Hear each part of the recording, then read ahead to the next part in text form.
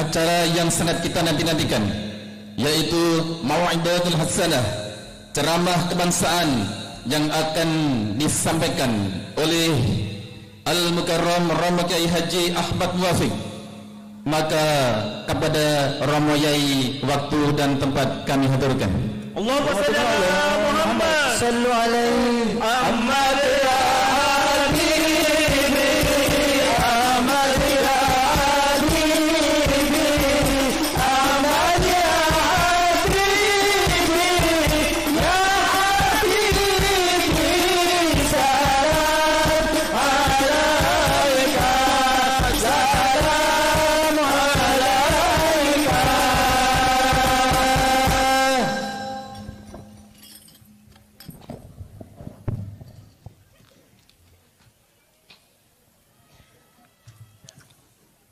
Assalamualaikum warahmatullahi wabarakatuh.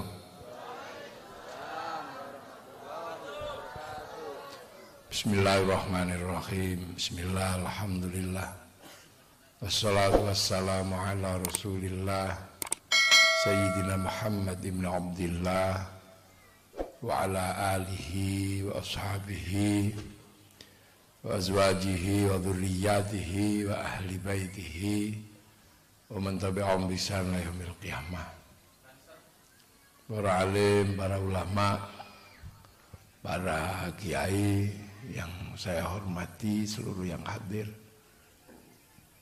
Pak Ilyas selaku yang mewakili Ibu Bupati yang saya hormati,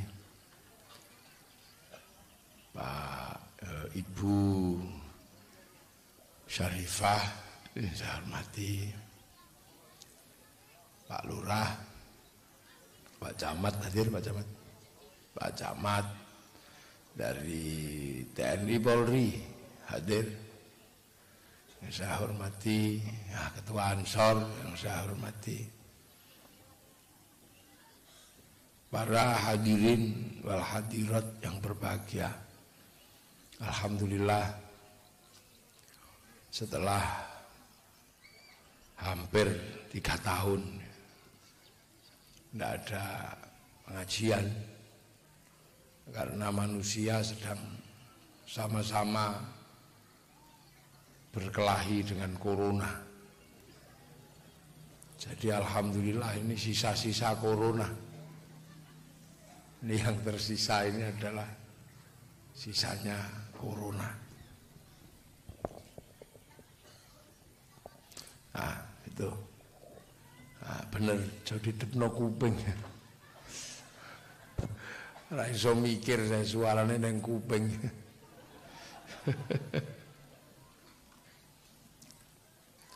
Jadi setelah 3 tahun, hampir 3 tahun, kita mengulang menjadi manusia yang lumrah, yang penuh ketakutan dan penuh kekhawatiran.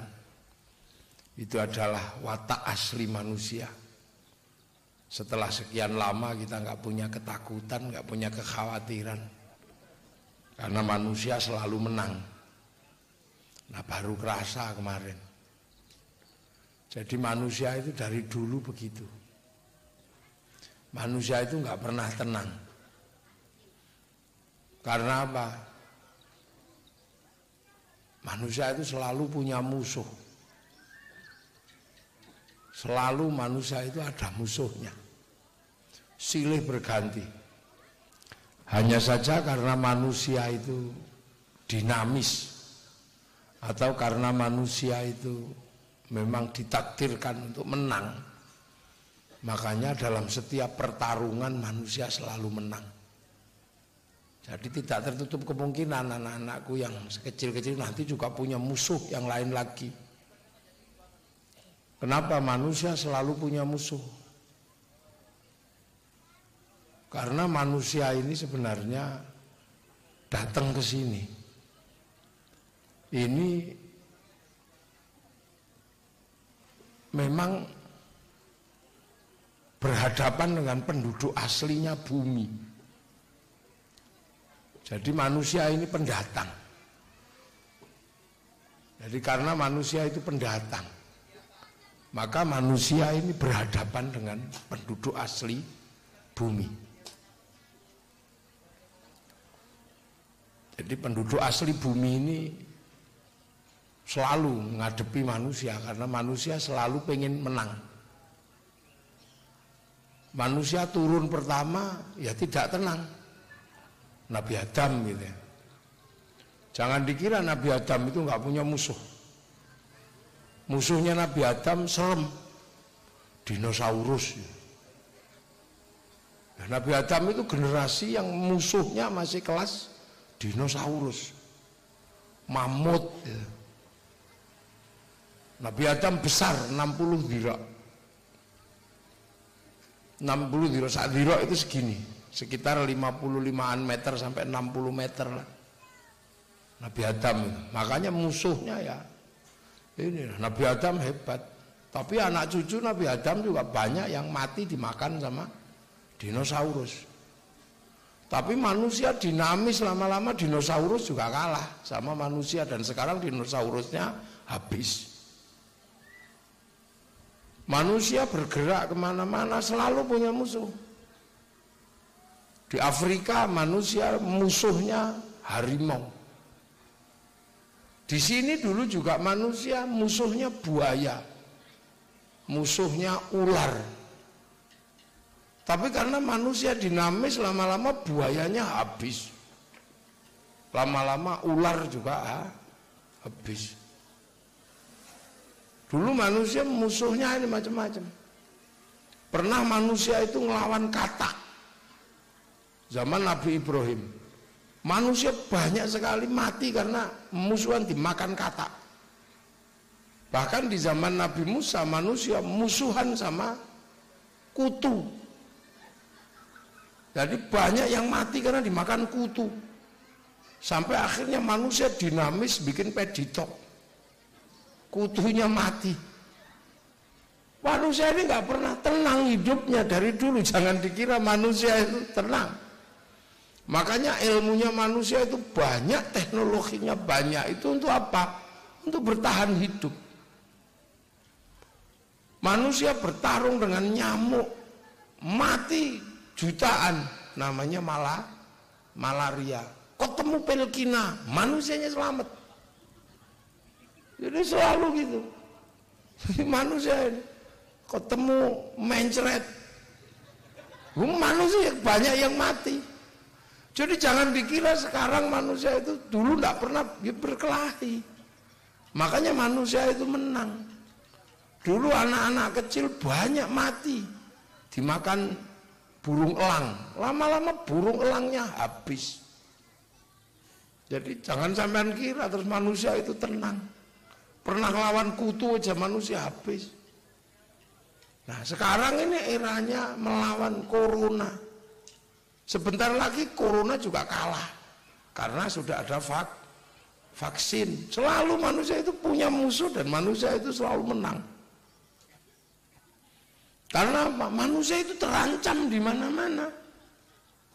Tidur diancam sama rasa lapar. Lari diancam sama rasa haus. Makan terancam keseretan. Berarti manusia itu terancam semua, jadi jangan dikira. Jalan kaki terancam kesandung. Motong kuku terancam kena pisau. Naik pohon terancam jatuh. Punya istri cantik terancam dicuri orang. Jadi semua manusia ini terancam, jadi jangan dikira. Banser ini yang jaga ini diancam ngantuk. Lu ngantuk jungkel. Nah itu manusia dari dulu begitu. Tapi karena manusia ini menang terus. Masuk sungai diancam sama buaya. Sekarang buayanya habis dijaring. Diancam kodok, kodoknya digoreng habis. Diancam tawon, tawonnya habis. Jadi dikira, jangan dikira manusia itu hidupnya terlandai, tenang, enggak. Itu sudah dari dulu, makanya manusia itu dinamis, menangan. Karena apa? Manusia ini memang diciptakan untuk menang.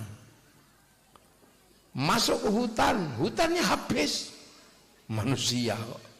Masuk ke gunung, gunungnya habis. Masuk ke air, ikannya habis.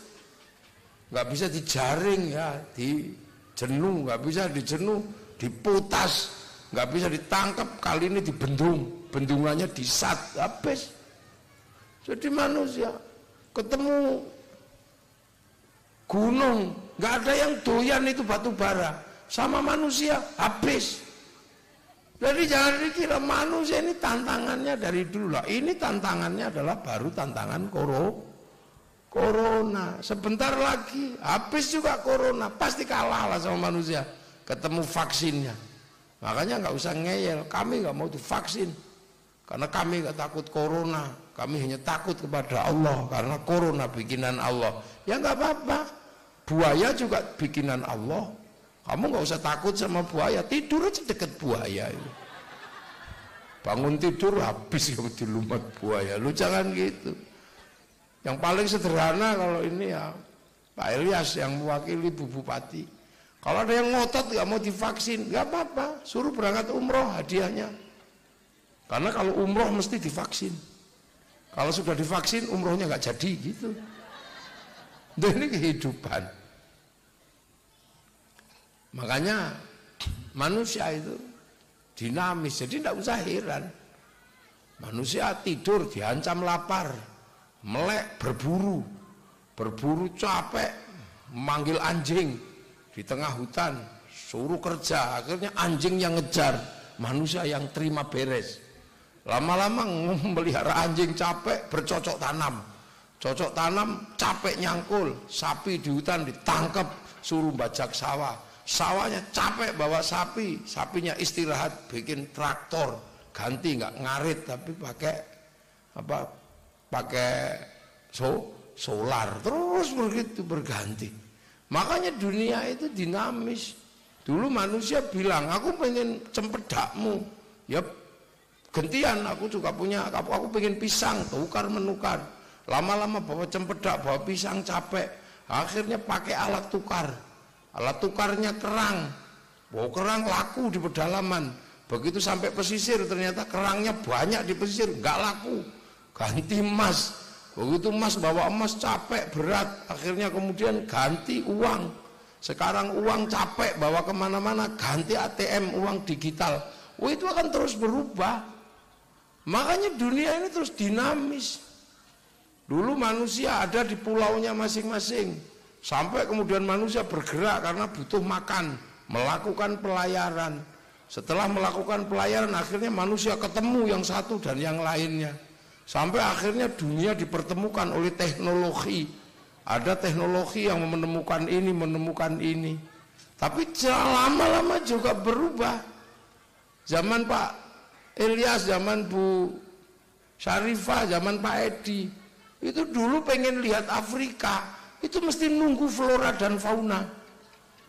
Ditunggu seharian keluarnya Pak Harmoko. Lama-lama dunia itu berubah. Pengen lihat Afrika nggak harus nunggu flora dan fauna. Cukup pegang handphone tinggal nulis kucing Afrika keluar. Mau iseng bokong India keluar. Ini dunia berubah. Sampai akhirnya sekarang orang tinggal tidur di dalam kamar mampu melihat dunia. Ini zaman berubah dan percepatannya luar biasa.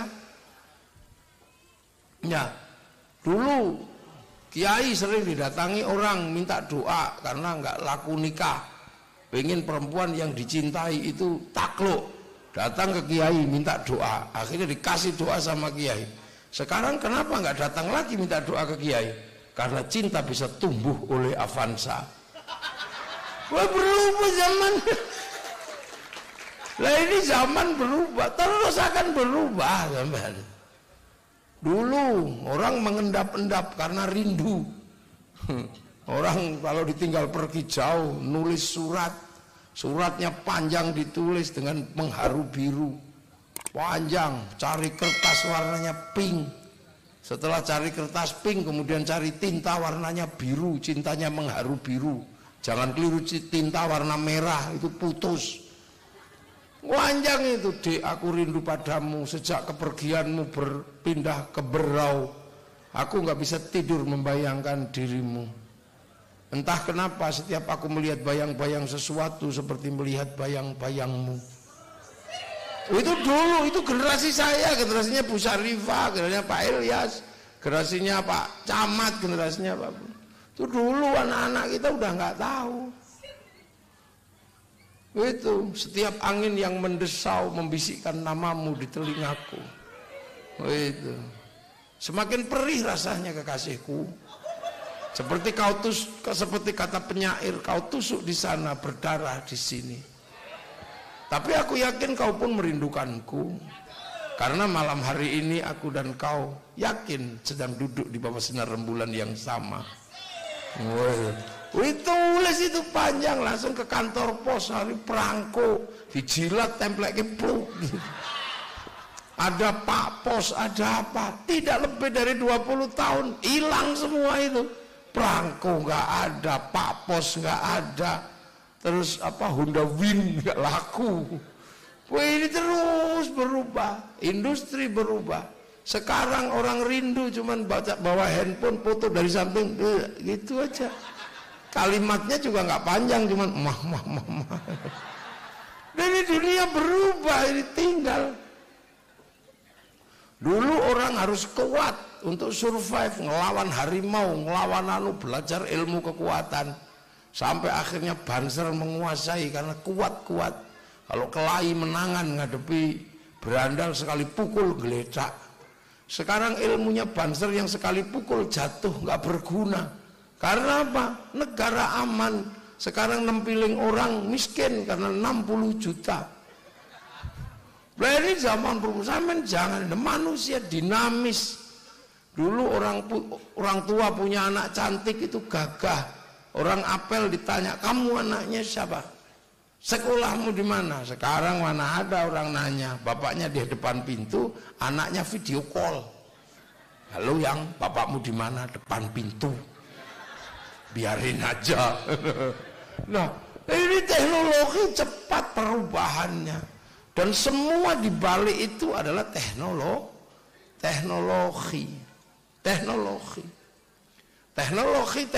terus berkembang gitu. Tapi satu hal yang pasti yang nggak boleh dilupakan adalah bahwa manusia ini cepat atau lambat kembali ke kampung halaman. Apa kembali ke kampung halaman? Mati. Innalillahi wa inna ilaihi raji'un. Itu pasti, itu nggak mungkin enggak. Dan kalau sudah pergi nggak pernah kembali. Kalau kembali medeni bocah. Jadi kalau sudah pergi, dan itu pasti innalillahi wa inna ilaihi raji'un. Makanya manusia selalu diingatkan oleh Allah, selalu diingatkan bahwa kamu pulang nanti. Walaupun sekarang kamu seperti apa, karena kamu ini pendatang, kamu ini alien. Jadi manusia ini alien sesungguhnya. Yang asli penduduk bumi itu ya kadal, kucing, celeng, itu asli. Kalau manusia ini pendatang, penduduk langit, makanya cepat atau lambat pasti pulang. Makanya Allah selalu mengirim utusan untuk mengingatkan, pulang, bahwa kamu nanti pulang kembali ke alam akhirat, kembali ke kampung halaman yang asli, yang dulu ditinggalkan oleh Nabi Adam karena harus menjadi pemimpin di bumi. Jadi Nabi Adam itu transmigran pertama, itu turun ke bumi, diciptakan oleh Allah untuk tujuan inni ja'ilun fil ardi khalifah. Nah, lantas kemudian diturunkan Nabi untuk ngingetin semua orang, kamu harus pulang nanti, makanya jangan lupa ambil bekal.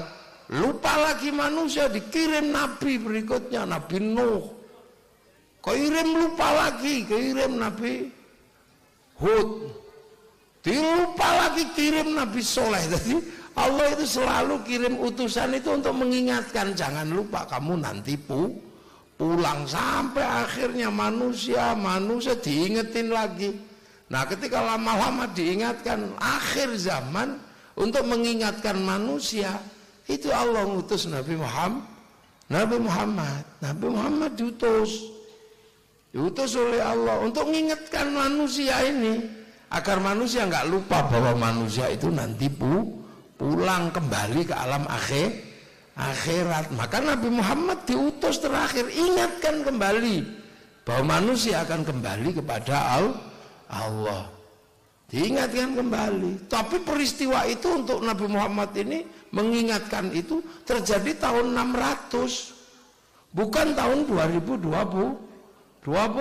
Nabi Muhammad itu diutus Allah untuk ngingetin, dul kamu pulang nanti jangan lupa kembali ke akhirat setelah itu. Kemudian kamu akan bertempat di sana, mau milih tempat indah namanya surga, mau tempat indah, tempat buruk namanya neraka. Nabi Muhammad suruh ngingetin. Nah, tapi Nabi Muhammad ini turunnya nggak di Berau. Nabi Muhammad itu turunnya di Mekah sana. Jadi Nabi Muhammad itu sudah turun di Mekah, sudah tahunnya juga tahun 600-an, 571-an itu lahirnya sampai tahun 600-an. Lahirnya di sana. Kita nggak pernah ketemu sama Rasul yang ingatkan itu, yang bawa pesan-pesan dari Allah. Tapi ada orang-orang yang ketemu. Nah, orang-orang yang ketemu inilah orang Arab juga. Gitu, orang Arab juga, bukan orang Berau. Makanya yang ketemu Nabi Muhammad ini ya menjadi sahabatnya Nabi. Lah sahabat-sahabat Nabi itu ya orang Arab. Makanya namanya Abu Bakar, Umar, Utsman, Ali. Itu nggak ada sahabat tuh namanya Edi, nggak ada. Nggak ada sahabat tuh namanya Joni, itu nggak ketemu. Sahabat itu namanya adalah Abu Bakar karena orang Arab. Dan pesan Nabi ini disampaikan selama 22 tahun. Itu di Arab sana. Itu di Arab sana. Dan orang-orang yang ketemu Nabi ya orang Arab. Makanya orang yang ketemu Nabi ini disebut sahabat Nabi. Setelah itu kabar tentang Nabi ini didengar oleh semua orang, pada bergerak ke tanah Arab minta belajar kepada Nabi. Tapi sudah nggak ketemu Nabi karena Nabinya sudah meninggal. Ketemu siapa? Murid-muridnya Nabi, namanya sahabat. Nah, orang yang mau belajar kepada Nabi tapi nggak ketemu Nabi, ketemunya sahabat, itu disebut tabi'in atau pengikut. Kabar pengikut ini tambah menyebar lagi. Akhirnya kemudian orang pengen belajar kepada Nabi, nggak ketemu Nabi, ketemu sahabat, nggak ketemu sahabat, ketemunya tabi'in. Nah, orang ini yang disebut tabi'in, pengikutnya pengikut.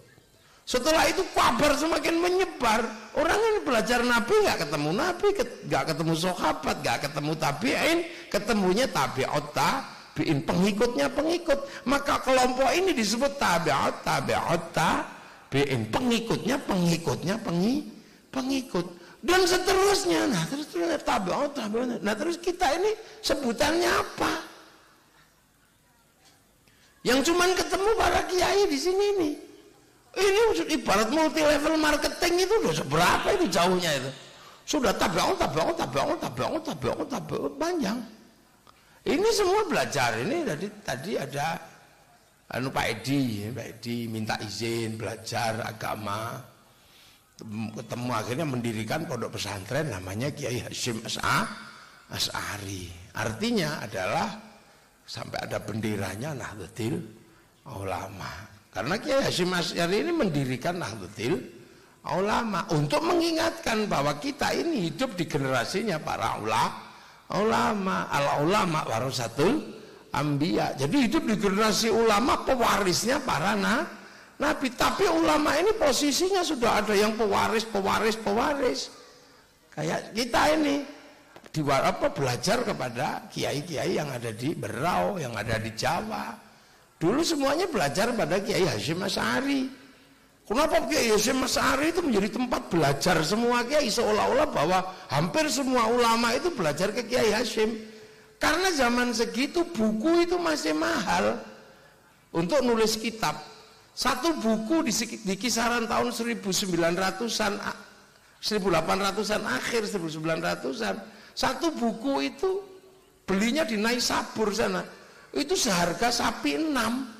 Untuk beli kertas kosong, buku kosong nyalin Sahih Bukhari Muslim. Tiba-tiba ketika buku mahal, ada orang dari Indonesia itu hafal Kutubus Sittah, hafal Sahih Bukhari, Sahih Muslim, Sunan Abu Dawud, Nasai, Turmudi, Ibnu Majah. Orang hafal hadis 6 beserta rijalul hadisnya, 6 kitab hadis besar. Itu akhirnya mendapatkan gelar Hadratus Syekh Hasyim Asy'ari. Akhirnya semua orang belajar ke situ. Makanya hampir semua orang punya sanad kepada Kiai Hasyim. Karena nggak main-main, orang hafal hadis 6 kitab hadis besar itu berapa? Hampir jutaan hadis. Makanya kadang saya heran, akhir-akhir ini ada orang alok-alok atau menjelek-jelekkan pengikutnya Kiai Hasyim, menjelek-jelekkan NU yang hafal Kutubus Sittah, sementara yang jelek-jelekkan itu biasanya hafalnya hadis cuman 1, cuman kullu bid'atin dolalah wa kullu dolalatin finnar. Hadis itu aja dipakai terus kayak kunci Inggris. Ini tenang. Nah, kalau diurut, Kiai Hasyim ini adalah dapat warisan ilmu dari Kiai Khalil, dari Kiai Soleh di Semarang, Kiai Khalil di Bangkalan dapat warisan dari bapaknya yang namanya Kiai Asy'ari. Ini generasi Kiai Asy'ari. Jadi Kiai Asy'ari ini generasi yang ngelawan Belanda. Nah, Kiai Asy'ari ini dapat warisan ilmu dari gurunya namanya Kiai Khairan atau Mbah Gareng di Purwodadi. Mbah Khairan mondok juga di tempatnya Kiai Abdul Wahid. Ya Abdul Wahid di Solotiko mondok di tempat Kiai Abdul Halim di Boyolali. Kiai Abdul Halim mondok di tempatnya Kiai Sufyan. Kiai Sufyan mondok di tempatnya Kiai Jabar di Tuban. Kiai Jabar mondok tempatnya Mbah Abdul Rahman di Lasem. Mbah Abdul Rahman mondok di tempatnya Kiai Abdul Halim, Mbah Benowo. Mbah Benowo mondok di tempatnya Mbah Cokrojoyo Sunan Geseng. Sunan Geseng mondok di tempatnya Sunan Kalijaga.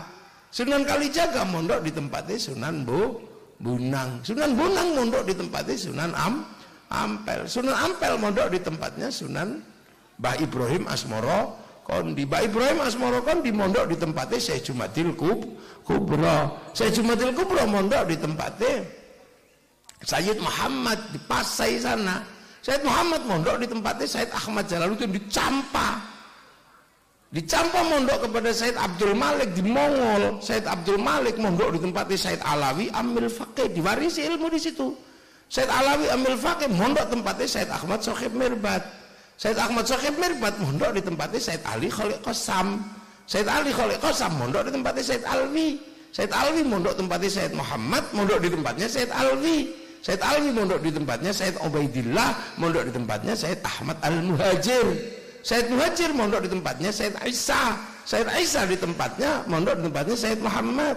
Sayyid Muhammad mondok di tempatnya Sayyid Ali Uraidi. Sayyid Ali Uraidi mondok di tempatnya Sayyid Ja'far Shadiq. Sayyid Ja'far Shadiq mondok tempatnya Sayyid Bakir. Sayyid Bakir di tempatnya Sayyid Ali Zainal Abidin. Sayyid Ali Zainal Abidin mondok tempatnya Sayyidina Hasan Husain. Sayyidina Hasan Husain mondok tempatnya Sayyidina Ali bapaknya sendiri. Nah, Sayyidina Ali ini yang murid langsungnya Rasulullah Muhammad sallallahu alaihi wasallam. Nah, ini loh. Jadi al-ulama warasatul Ambiya, pewaris ini. Nah, orang kalau memahami Islam dengan cara seperti ini, dia tenang. Dia tenang. Karena apa? Tahu bahwa Islam itu bergerak dari zaman Arab sampai ke sini, itu ketemu dengan orang Nusantara itu sekitar tahun 1400. Sudah ada jarak 800 tahun. Bergerak terus. Di zaman ini, zaman Belanda, Di zaman Belanda itu zamannya siapa? Zaman Kiai Hasyim. Zaman Kiai Hasyim itu zaman Belanda. Merebut merah putih. Untuk apa? Simbol kebangsaan Indonesia. Bukan merebut untuk disembah. Jadi merah putih direbut dari Belanda waktu itu. Untuk apa? Simbol kebangsaan. Makanya pengikut Kiai Hasyim tahu bahwa ketika hormat merah putih bukan menyembah merah putih, tapi hormat kepada simbol kebangsaan. Makanya tidak kemudian musyrik, itu enggak, karena tahu persis bahwa merah putih direbut sampai mengorbankan darah dan nyawa, itu adalah untuk simbol kebangsaan. Tidak pernah merah putih direbut untuk simbol sesembahan. Makanya orang kalau nggak memahami sejarah itu dia ribut, merah putih musyrik bid'ah. Lah ini yang masalah. Itu pasti zaman perang nenek moyangnya nggak ikut orang kayak gitu. Jadi nggak ngerti. Tiba-tiba mengatakan hormat bendera itu musyrik, itu bid'ah. Dia nggak tahu bahwa tahun 45 pengen punya merah putih, mengorbankan darah, mengorbankan nyawa. Di Jawa Tengah pengen punya merah putih, dikibarkan di atas rumah. Karena kalau dikibarkan yang lain Belanda marah. Belanda curiga orang mengibarkan merah putih di atas rumah, maka tiangnya dikasih tebu, tiang yang satunya dikasih padi, tiang yang satunya dikasih pisang, tiang yang satunya dikasih kelapa. Akhirnya Belanda ini mau ngapain ini orang? Besoknya setelah itu datang bawa tumpeng, bawa ingkung ayam. Oh, cuman mau makan tuh kata Belanda. Ternyata merah putih mereka belum tahu, tapi setelah makanannya habis, lama-lama padi mengering, tebu mengering, pisang rontok, kelapa mengering, yang tersisa tinggal merah putih. Lu itu cara dulu. Nah, makanya orang kalau nggak ngerti di generasi ini pasti ribu. Apa itu merah putih? Loh, ini era bagaimana membuatkan kita simbol kebangsaan. Di atasnya itu era Belanda lebih ekstrim. Zaman perang Diponegoro di atasnya itu. Zaman di sini perang Pangeran Antasari, di Sumatera sana zamannya Sultan Badaruddin, di Bugis zamannya siapa? Zamannya Sultan Hasanuddin, di Maluku zamannya Patimura, perang melawan Belanda. Itu makanya kemudian anak-anak penerusnya ini patriot semua. Di atasnya lagi era masuknya Islam, era kerajaan-kerajaan, di mana kemudian waktu itu adalah era-era bagaimana Islam dikenalkan di Indonesia. Nah, itu eranya para wali, makanya ada wayang di Jawa, di sini ada apa lagi. Nah, orang kalau nggak ngerti sejarahnya ini, dia pasti mengatakan bahwa itu tidak ada sejarahnya. Ya karena dia tidak belajar Islam secara sanad yang utuh. Lah itu terjadi kenapa? Karena potong kompas langsung kembali pada Quran Sunnah. Nah, ini yang sering masalah. Jadi dia nggak ngerti bahwa urusan kebangsaan, urusan bagaimana Islam berkembang dalam ilmu rahmatan lil alamin, ini pernah dilakukan. Jadi tidak semuanya kemudian sekarang orang kembali pada Quran Sunnah, kembali kepada Quran Sunnah. Ya nggak jalan kalau kayak gitu. Islam di zaman Rasulullah ya nggak nulis Quran, semuanya hafal. Tapi setelah Rasulullah nggak ada, khawatir Quran hilang, dikumpulkan, mulai ditulis. Ditulis ini itu masih zamannya Sayyidina Umar, zamannya Sayyidina Utsman, ditulis untuk apa? Agar generasi berikutnya nggak kehilangan Quran. Sayyidina Abu Bakar mengatakan jangan, itu bid'ah. Akan tetapi apa? Akan tetapi Sayyidina Umar ngotot kalau nggak ditulis nanti generasi berikutnya hilang, maka ditulis. Setelah ditulis generasi berikutnya nggak bisa baca. Karena apa? Cuman rungkik-rungkik kayak cacing gitu. Maka akhirnya Quran dikasih titik-titik tahun 65 Hijriah. Yang kasih titik-titik, nun titik atas, ba titik bawah, namanya Abul Aswad Ad-Du'ali. Disebar lagi titik-titik, gak cukup karena yang baca bukan orang Arab lagi, tapi di luar Arab. Islam bergerak keluar. Akhirnya Quran dikharokati, kasih fathah, kasih kasroh, kasih dhammah. Yang kasih syakal namanya Syekh Khalil bin Ahmad Al-Farahidi, terjadi sekitar tahun 150 Hijriyah. Baru kemudian bergerak, berkembang. Islam sakal udah bisa, tapi kurang baca, lidahnya berbeda-beda. Ada orang Padang, ada orang Andalusia, ada orang Jawa, ada orang Sunda, ada orang Madura, ada orang Bugis, beda-beda. Orang Bugis suruh alaihim waktu itu susah, alaihing gitu. Makanya ada Abdurrahman keluarnya berdua mang. Oh Bugis, Muhammadun, Muhammadong. Di Jawa Robil Alamin, Robil Amin, karena monggo potongo, alkamdu, ya hayu ya qayyum, yo kayuku yuka. Kan ini berbeda-beda cara bacanya. Orang Sunda suruh alladzina, keluarnya alladzina. Orang Padang lekenui, itu beda-beda. Orang Andalusia wadduha wadduhai. Wah itu akhirnya dibikin disiplin ilmu, kasih judul At-Tajwid fi Qiraatil Quran yang nulis Abu Ubay Qasim bin Salam. Wah ini berkembang terus. Makanya hati-hati. Muncul sekarang orang tidak mau belajar mengikuti jalur para ulama, tapi langsung kembali pada Quran Sunnah. Akhirnya kemudian banyak sekali terjadi paradigma dan kesalahan yang berbeda-beda. Itulah. Nah ini yang harus kita pahami.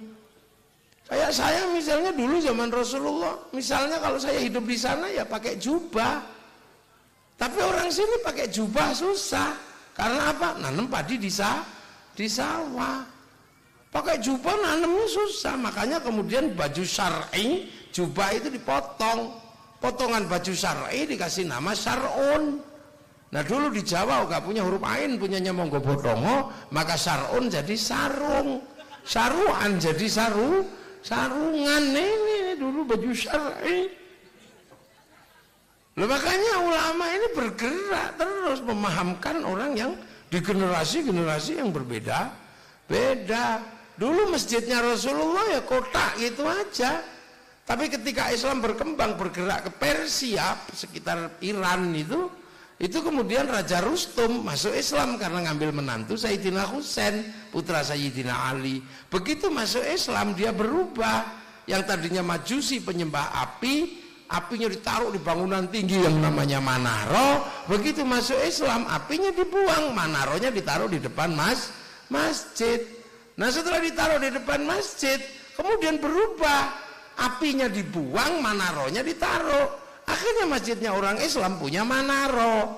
Akhirnya orang semua tuh pengen bangun Manaro. Sampai Merau jadi menara. Itu sumbangannya orang Majusi dulunya.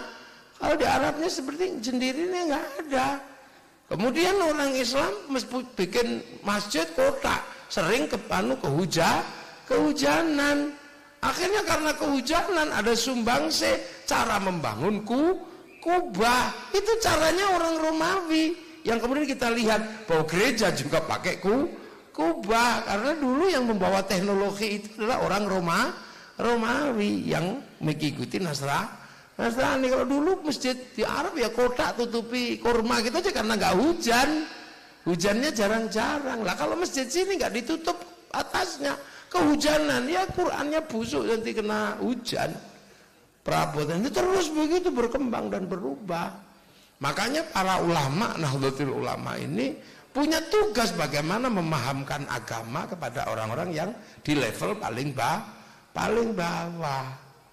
Itu semua dilakukan dulu.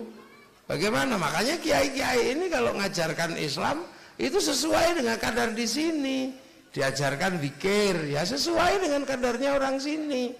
Orang sini kalau zikir karena capek bekerja, diajak zikir ya tidur. Makanya kiai-kiai kalau zikir pakai gedek-gedek biar tidak tidur. Kalau sampean diem gini bisa langsung online kepada Allah nggak apa-apa. Tapi kalau sampean diem gini kok malah tidur, ikutlah yang gedek. Jadi indah itulah. Islam itu indah. Dengan cara pembelajaran yang seperti itu. Nah, setelah itu di generasinya Sunan Ampel, di generasi ini bagaimana? Islam ini agama, tapi ketika masuk sini ketemu dengan agama yang berbeda. Ada Hindu, Ini ada Kaharingan, ada ini sekarang belakangan ada Nasrani, ini komplit. Lah itu dulu bagaimana? Apakah Islam harus kemudian mengatakan seluruh agama yang lain harus dibasmi? Ya enggak. Para pendiri bangsa, para wali dulu ketika Islam sebagai kekuatan yang mayoritas, ya sudah harus bisa menerima perbedaan. Makanya yang diambil adalah konsep berbeda-beda tapi saling bertanggung jawab. Kalau di Indonesia konsep berbeda-beda tapi tetap satu jua, namanya Bhinneka Tunggal Ika. Tapi kalau di Islam ada konsep berbeda-beda tapi saling bertanggung jawab, hidup berdampingan dengan baik. Rasulullah mensabdakan kullukum ra'in wa kullukum mas'ulun an ra'iyati. Kalian semua adalah ra'iyah, orang yang saling bertanggung jawab. Loh, makanya akhirnya orang yang berbeda-beda ini, yang hamba, yang raja, disatukan dalam konsep ra'iyah. Ra'iyah adalah orang yang berbeda-beda tapi saling bertanggung jawab. Berbeda agama, berbeda suku, berbeda bangsa, hiduplah berdampingan saling bertanggung jawab. Nah, orang yang hidup saling bertanggung jawab itu disebut ra'iyah, yang diserap ke bahasa Indonesia menjadi rakyat. Jadi konsep rakyat itu loh konsepnya Rasulullah, di mana manusia berbeda-beda tapi hidup saling bertanggung jawab. Makanya yang namanya ra'iyah atau rakyat jangan saling mengkafirkan. Hiduplah damai, hiduplah saling bertanggung jawab dalam perbedaan agama, perbedaan suku, perbedaan bangsa. Karena kita ra'iyah, jadi kita sudah ditaruh dalam sebuah konsep yang diajarkan oleh Rasulullah, kullukum ra'in wa kullukum mas'ulun an ra'iyati. Kalian adalah ra'iyah. Dan satu-satunya bangsa muslim dunia yang sanggup mengambil kalimat ra'iyah untuk menyebut warga bangsanya hanya muslim Indonesia. Loh, ini yang karena kita nggak ngerti. Makanya jangan sekali-sekali togut, kafir, itu nggak bisa. Kita ini rakyat, ra'iyah. Makanya kiai-kiai bisa rukun berdampingan dengan yang lain, dengan pendeta, dengan apa? Ya karena ra'iyah atau rakyat itu hiduplah saling bertanggung jawab. Jadi jangan lupa. Jadi kita ini disatukan oleh sebuah konsep. Nah, karena dulu yang bikin para wali, maka tempat para ra'iyah inilah yang kemudian dikenal dengan wilayah.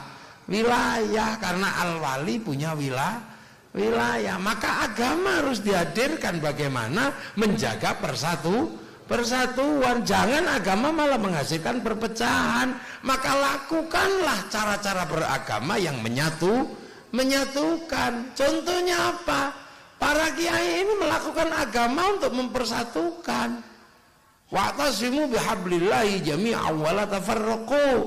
Peganglah tali Allah atau agama Allah dan jangan tercerai berai. Nah, agar tidak tercerai berai, maka hampir seluruh ajaran agama ini dijadikan alat pemersatu. Sholat alat pemersatu, maka sholat dijadikan sarana bersama, namanya jamaah. Itu kalau di tempat saya karena berjamaah. Lama-lama yang belum datang ya kita tunggu. Adzan zuhur mestinya jam 11, setengah 12, ya kita tunggu bahkan sampai jam 2. Kita tunggu pujian Robbana ya Robbana, menunggu agar bersama dan tidak tercerai berai. Terus berdoa juga bersama. Kiainya yang pinter yang berdoa, yang lain amin. Kalau kecapean baru amin gitu. Nah itu nanti baru kiainya walhamdulillahi rabbil alamin. Nah artinya nanti kemudian semuanya berangkat bergerak semua. Kalau berdoa di masjid itu nggak cukup, akhirnya semuanya bergerak ke alun-alun. Kalau sudah bergerak ke alun-alun, kebersamaan terjadi. Doa bersama dengan ada orang jualan tahu, ada orang jualan nasi, ada orang jualan karpet, ada orang jual macam-macam. Itu lahir bersama kayak sekarang aja misalnya ini. Orang pengajian mempersatukan. Yang namanya tenda juga laku, sewa kursi laku, ini degan laku, anggur laku, aqua laku, semua laku, sound laku, yang sholawatan juga jalan, semuanya. yang jual karpet itu jual mainan laku semua. Kehidupan bergerak, roda ekonomi berputar, mempersatukan. Nah sekarang ada yang punya ajaran sendiri-sendiri, doa jangan bersama, nggak ada tuntunannya, doanya sendiri-sendiri gini. Lah akhirnya orang yang tadinya sudah bersatu tercerai, berai, pecah lah lagi. Sholawat itu perintah.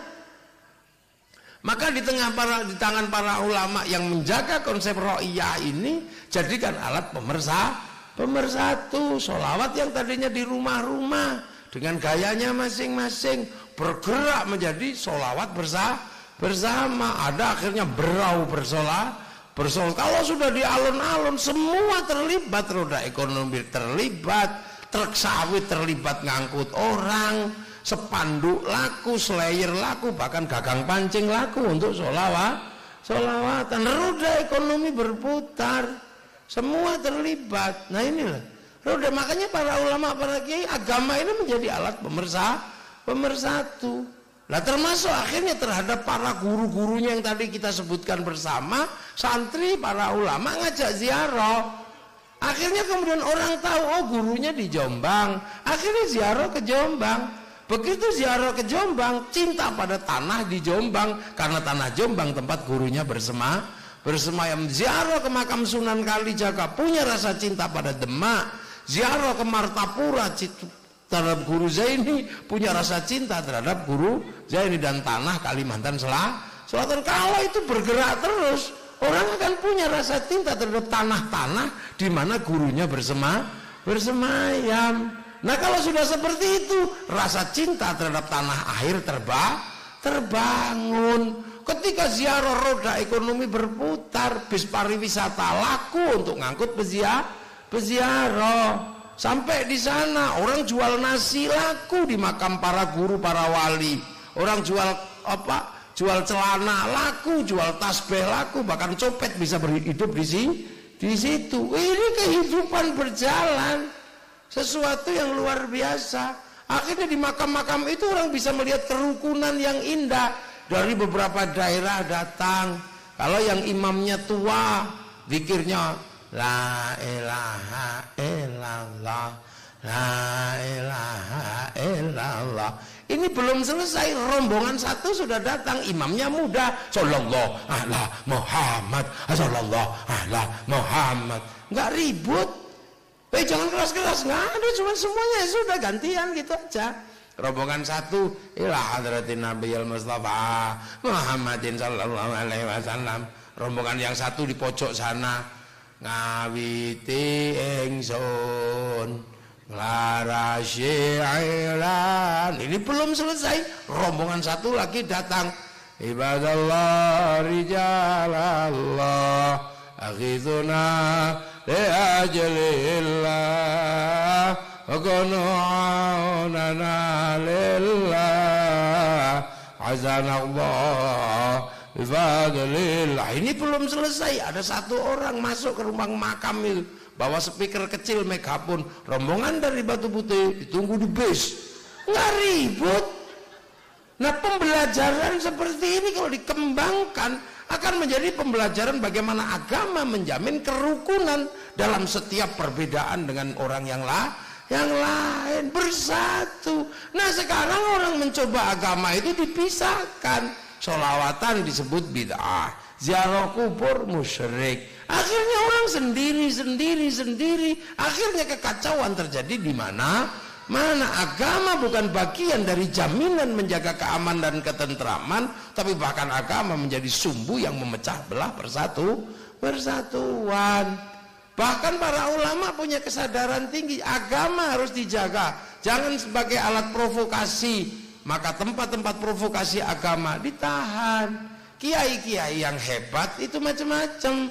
Kalau kiai kayak saya nggak hebat, karena kiai kayak saya bisa diinterupsi. Kiai, maaf waktu habis, itu bisa. Kiai paling sakti itu siapa? Kiai yang kalau sudah khutbah Jumat itu kiai paling sakti, nggak ada yang interupsi. Mau seharian juga diam aja semua, nggak ada interupsi itu nggak ada. Makanya agar khotib ini tidak ngawur dan tidak semena-mena, karena dia bisa ngomong apa saja, oleh para ulama yang punya pengalaman bahwa dulu mimbar-mimbar menjadi sarana untuk provokasi di zaman Bani Umayyah, di zaman Bani Abbasiyah, maka dilanggengkanlah oleh para ulama kalau khutbah pegang tongkat sama bawa tek. Karena kalau pegang tongkat sama bawa tek nggak mungkin ngawur dan nggak mungkin marah-marah sama orang. Karena kalau gini-gini tongkatnya jatuh.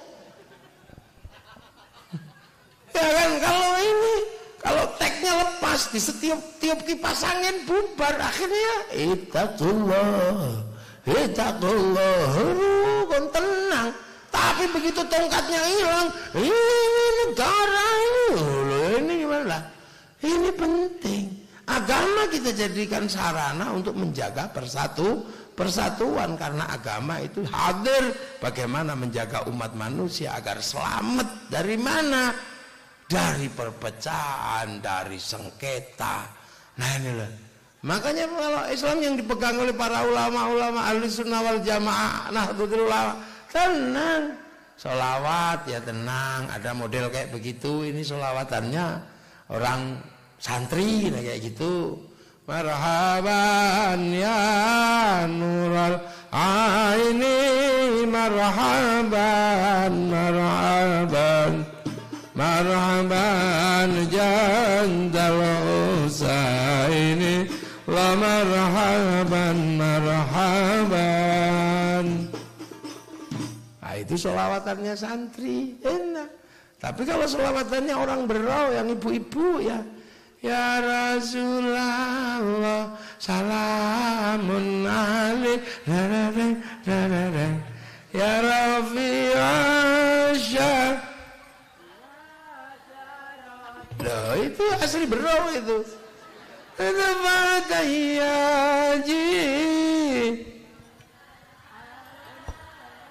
Nah itu sudah nggak bisa nabui itu.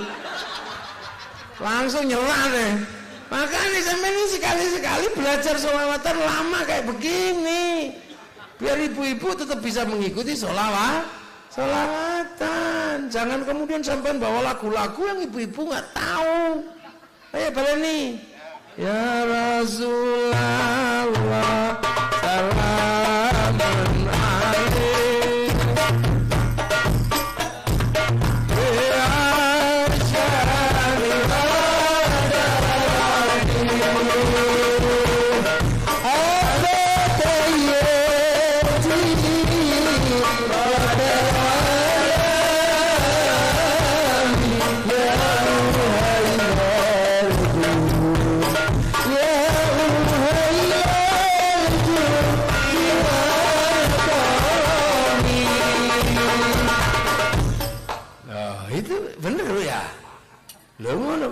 baleni mana badan?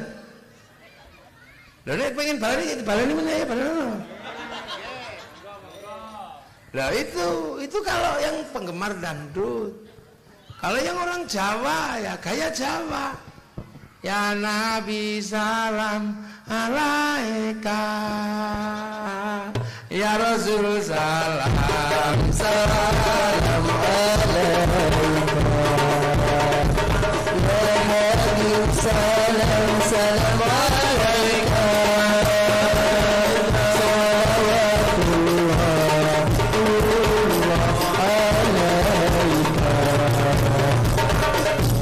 Terusannya piye?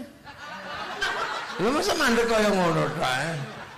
Ayo praune. Lho selawatan kok dadi Jawa. Lah itu makanya ulama-ulama ngomong enak. Yang suka yang orang Banjar ya kayak Banjar itu apa kayak Banjar coba ya Rasulullah wa salamun alaik wa rafi'asyani wa daraji fatayaji ngatalalami soalnya joya wailal judi wal karami kota baru gunungnya Bamigawa. Lah ini kan gayanya macam-macam. Nah itu makanya orang Bugis apa coba? Ayo cari itu lagunya orang Bugis. Ayo angin mamiri. Gak bisa loh, ini kan sampean udah jadi jangan gitu. Selawatan itu semua orang tahu. Biar apa? Kebersamaan terjaga. Yang suka India ya gaya India. Ya Rasulullah salamun alaik ya Rafi'a Syah. Terus mau At-Fatayati Rotal Alamin Ya Uhailal Judi wal Karami. Munggah piye? Ngene tak. Ahlu jiranum bi'alami Hamil Isani wal Hasani Nahnu min qawmi bihi sakanu Wa bihi min hawfihim aminu. Iku sih tabuhan pencak.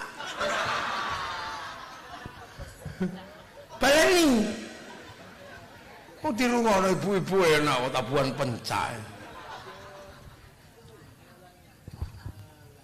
Ariful badha Arifuna wa sabal baitu ya lafuna. Terus? Iya lagi sama nih. Dinteni karo ibu-ibu. Baleni. Ini cara-cara dulu yang ditempuh dengan kebersamaan sampai nanti bersatu, alun-alun, kumpul bersama, terjaga bangsa ini. Makanya penerus-penerus para wali ini menjaga agar bangsa ini tidak tercerai-berai dan agama menjadi alat kebersamaan untuk saling menjaga karena ra'iyah atau rakyat yang berbeda-beda ini harus saling bertanggung jawab. Jadi makanya rauso kok. Ya roya kok kafir. Sek ra usum betul. Gitu makanya kafir dhewe dak dikatake.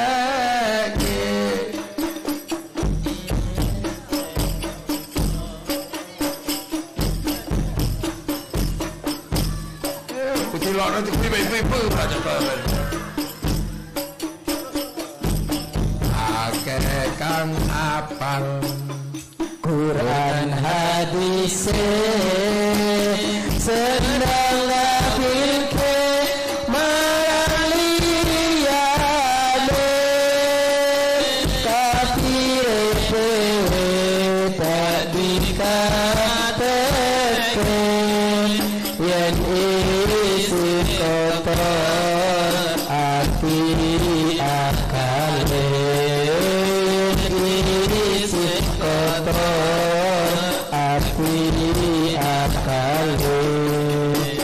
Ya Rasulullah salamun alaik Ya Rafi'a Syami wa tawaji At-Fatayati Rotal Alamin Ya Uhailal Judi wal Karami Ya Uhailal Judi wal Karami. Niki anu nih kesuwen prei. Oh, lagu iku ya sing enak ka. Aja kaya bulldozer ngono. Nawe sing enak ana cengkoke. Ya Rasulullah salamun alaik ya Rafi'a Syami wa tawaji At-Fatayati Rotal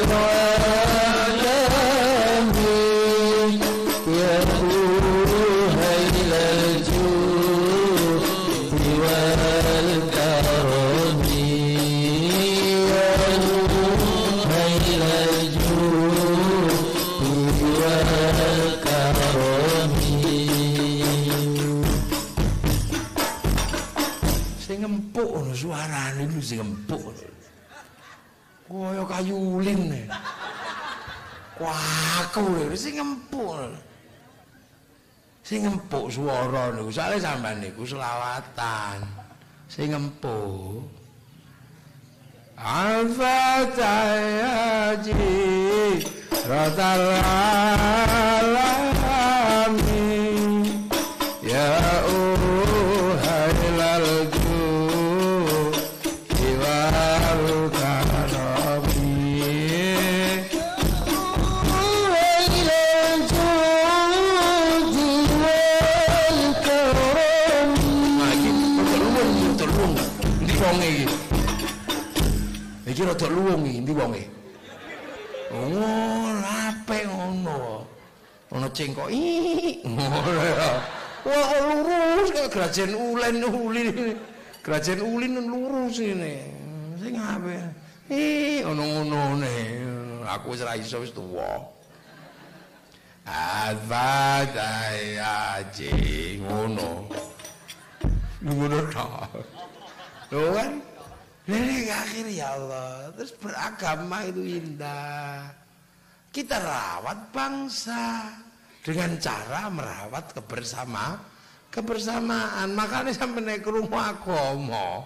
Wong muni agama kok titik-titik menjauhkan persatuan dengan alasan bid'ah apa-apa ngono aja sampean rungokno. Bangsamu pecah. Kenapa? Urung ono contone. Paham seperti itu membangun bangsa dan negara. Iso ning carane napa? Ngawur pateni ngono ae. Cara model kaya ngono iku model Saudi nyolong ketok tangane. Ngene tugel kulune ngono iso. Tapi di tengah masyarakat yang berbeda-beda kaya ngene, ambil sikap yang lembut, yang sopan. Aja kok terus mbok padakno karo negara yang menggunakan sistem sing keras kaya ngono ku ora dadi ning kene.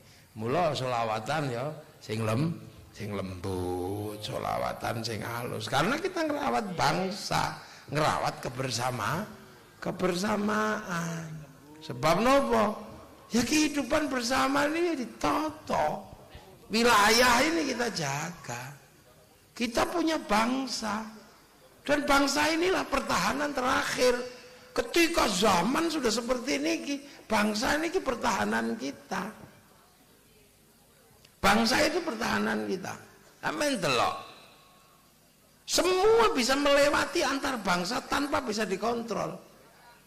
WA melintasi bangsa, Facebook melintasi bangsa, perdagangan finansial melintasi bangsa. Tapi ada satu yang gak iso melintasi bangsa. Apa?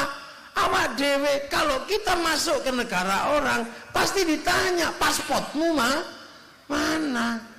Artinya bahwa memiliki sebuah bangsa itu adalah memiliki harga diri di mana kita bebas melakukan karena kita bagian dari bangsa tersebut. Melintasi perbatasan kita sudah tidak punya hak dan wewenang melebihi bangsa mereka. Lu makanya orang-orang ini kita ajak bagaimana mencintai bangsa. Cina menjadi bangsa besar seperti itu selalu diceritakan ular putih itu nggak pernah berhenti. Kondor herois, penyatuan 3 negara selalu diceritakan diulang-ulang. Tiobuki, Dragon Saber. Orang Amerika mencintai bangsanya diajarkan betul setiap hari. Film cowboy itu nggak pernah hilang. Terus itu jadi sampai akhirnya orang Amerika tahu bahwa bangsa Amerika dulu dibangun oleh darah dan air mata menghadapi orang-orang Indian dibangun. Bangsa-bangsa besar Cina, Jepang, Korea, dia bikin cerita-cerita Korea. Lah kita itu akhir-akhir ini mulai hobi menjelek-jelekkan bangsa sendiri. Kita selalu bangsa ini jelek, apa aja jelek. Punya presiden jelek, punya polisi jelek, punya TNI jelek, punya sawit jelek, minyak goreng hilang jelek. Ini semua kan kita jelek-jelekin paling hobi. Sementara kita nggak pernah berbuat apapun selain menjelek-jelekkan. Ini hobi kita enak. Sementara bangsa lain bagaimana membangun harga diri bangsanya. Amerika kalah dengan Vietnam, dia bikin film Rambo 1-6. Amerika ketika kalah dengan Cina secara spiritual, dia bikin American Shaolin, American Kung Fu. Ketika Amerika kalah dengan Jepang secara spiritual, dia bikin American Ninja, American Samurai. Bahkan samurai terakhir dari Amerika namanya Tom Cruise dalam film The Last Samurai. Wah, ini kan harus diingat. Bangsa Jepang, dia nggak boleh malu bahwa dulu bangsanya pernah tercerai-berai antara rezim Tokugawa dan restorasi Meiji. Anak-anak muda dijelaskan dengan sederhana, bikinkan film Samurai X dengan tokohnya Rurouni Kenshin. Malaysia, bangsanya terdiri dari beberapa ras, nggak boleh mereka ribut, harus rukun antar anak bangsa. Malaysia nggak mungkin lepas dari Cina, nggak mungkin lepas dari India, nggak mungkin lepas dari anak-anak Indonesia. Maka kemudian Malaysia menyerahkan kembali anak bangsanya, diserahkan kepada si Upin dan si Ipin. Si Upin dan si Ipin harus tahu bahwa bangsa Malaysia ada anak-anak India. Si Upin dan si Ipin dikenalkan dengan tokoh kecil namanya Jarjit. Dia nggak boleh lupa ada anak-anak Cina, dikenalkan dengan tokoh kecil namanya Mei Mei. Dia nggak boleh lupa ada anak-anak Indonesia, dikenalkan dengan tokoh kecil namanya Susanti. Ini cara ngerawat bangsa. Lu kok sekarang tiba-tiba di sini nih dikit-dikit apa aja ributnya luar biasa ya Allah. Sampai apa-apa menjadi pusat keributan. Pilpres yang sederhana menjadi isu perang Badar, apalagi itu. Pilpres itu kelanjutan Pilkades. Kalau di level Batu Putih namanya Pilkades itu. Nah, itu Pak Edi pemenangnya. Kalau di level kabupaten namanya Pilkada. Kalau di level gubernur namanya Pilgub. Kalau di level negara namanya Pilpres. Jadi nggak ada hubungannya dengan perang Badar. Sampai kalau engkau tidak menangkan kami, iki opo meneh orang-orang itu. Sampai Indonesia mau pecah, mau jebol. Gara-gara menganggap bahwa Pilpres itu adalah seperti perang Badar. Padahal Pilpresnya kelanjutan Pilkades, pesta demokrasi.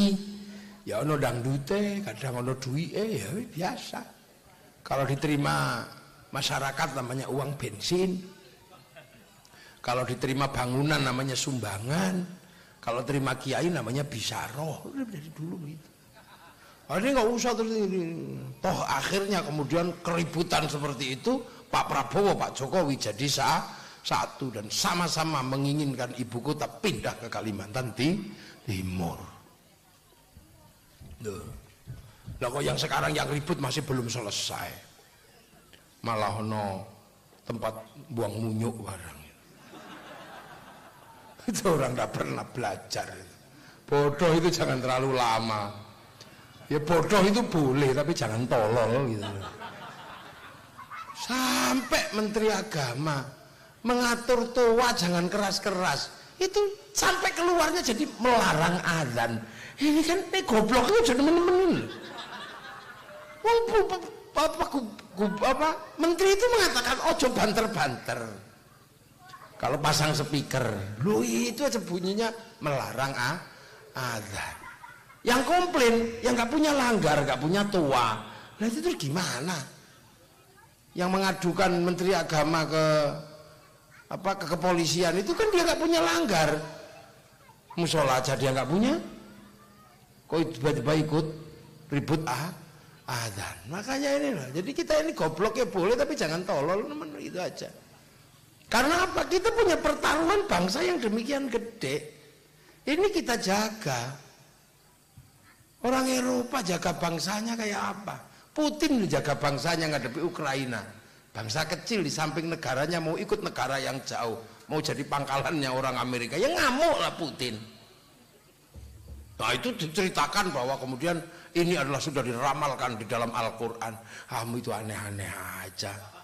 Mosok Putin kelasé nang Al-Qur'an. Yo pomneh tul. Aja nemen-nemen lah ya, aja gawe aneh-aneh. Ramalan kiamat sudah dekat. Setiap hari cerita kiamat. Tanggal 15 hari Jumat akan ada asteroid nabrak bumi. Wis kadung didol hartanya, ada ikut berikan pada panitia hari kiamat, gak jadi. Lho ngono kuwi ora kapok-kapok cerita hari kiamat. Iki wis meneh cerita Ya'juj Ma'juj, bahwa bangsa Rusia itu betul Ya'juj Ma'juj dihalangi oleh tembok Cina. Ora kapok-kapok, wong kiamat iku lho bareng-bareng kok pikire ngopo to. Kiamat itu enggak sendiri-sendiri, kiamat itu bareng-bareng. Blung udah rampung, udah gitu aja. Jadi enggak usah dipikir nemen-nemen wong kiamat bareng. Kok ijen-ijen ngono ya pikiran. Sekarang ini kan kita ini dipaksa untuk mikirin sesuatu yang sebenarnya sudah bukan hal yang dipikirkan. Orang bendera ada merah putih bawa bendera tauhid. Ini bendera apa? Itu bendera Hizbut Tahrir, bukan bendera tauhid. Tauhid kok ono benderane itu kapan?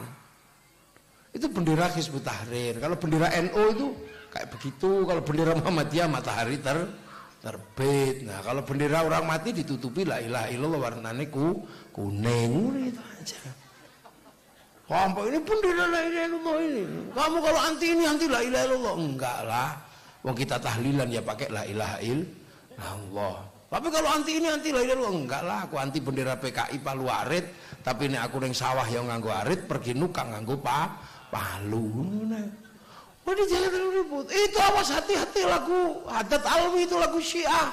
Umi itu lagu Syiah lah ya wong Umi kok lagu Syiah itu apanya lagi. Di Indonesia yang lebih serem dari itu ada namanya indung-indung. Aduh Siti Aisyah mandi di kali rambutnya basah, tidak sembahyang, tidak puasa. Lah ya kok pakai nama Siti Aisyah itu kenapa ya? Kenapa nama Tulkiyem apa-apa gitu. Nah inilah jadi ini kan diombang-ambing oleh Hoa. Oh ini Indonesia akan dijual kepada Cina. Cina akan menghancurkan Islam. Wong Cina kok menghancurkan Islam ini ngopo? Wong Cina itu suwe ra ngurus agama. Cina itu kan udah lama nggak ngurus agama. Yang penting produktif. Cina itu kalau Tuhan melarang judi dia bikin dewa judi. Tuhan melarang mabuk dia bikin dewa mabuk. Tuhan kalau terlalu berkuasa dinaiki Sun Gokong, dobrak-brik itu kerajaannya. Tuhan yang ngungsi. Lu gitu dibilang di sini, awas itu nanti Cina akan menghancurkan agama. Wong Cina ngurus agama. Itu kadang ya inilah orang-orang kadang. Awas Yahudi, kita akan bela Erdogan. Anti Israel bela Erdogan. Ra ngerti nih Erdogan. Turki itu punya hubungan diplomatik dengan Israel. Ngono kadang ya menjadi wong ning kene kadang aneh-aneh. Ya itulah karena akhirnya kemudian karena aslinya wong perapatan ngomong negara ya mesti bubar. Wong kadar setiap hari golek sawit lho kok iso ngomong agama lho ben gagah maksudnya. Ben mundak pangkat membicarakan negara. Wong asline pangkat ngarit ributnya ya Allah. Ning kampung-kampung lho wong nunggu kok gaple lah wis to DPR itu. Oleh kartu negaple raimu dicoret nek kira-kira ireng ngono wis. Wah, ini negara ini. Ya apa wae. Wong sawitmu mlayu nendi ora weruh pokoke dibayar beres. Ngono kadang dikapok-kapok ngene ngono gerakan. Allah kirim kadang kita itu lucu-lucu badok tenan itu. Nah itulah makanya kita ini butuh. Makanya pesantren Kiai Hasyim Asy'ari nanti itu yang akan menjadi jangkar dari setiap perubahan agar orang tetap rasional beragama, rasional berbangsa dan bernegara. Maka menjadi penting keberadaan pondok pesantren. Umumnya jenenge pesantren Kiai Hasyim Asy'ari. Tafaul pada Kiai Hasyim.